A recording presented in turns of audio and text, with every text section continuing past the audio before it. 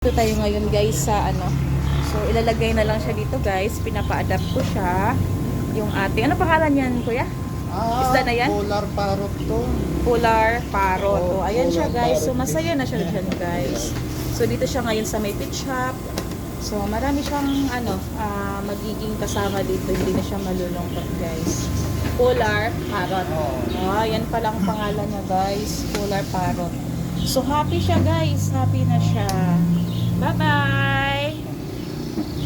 Yun. So, wag lang yung ibenta kung maaari. Oo. No, dito na lang muna siya. Oo. Kasi kung ibibenta siya, baka mamatay siya, di ba po? Oo, So, bye-bye. O, at least dito na lang. Ito yung kanilang pet shop dito, guys. Ayan. So, happy siya dito. Marami siyang kasama. Bye-bye! Sige, sige, sige. Thank you. Ialagaan mo na lang po yan, eh.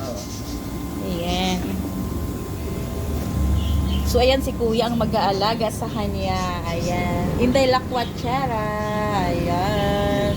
So, ayan guys ha. Yun yung mga isda dito guys. So, thank you so much. Mag-care po sa kanya.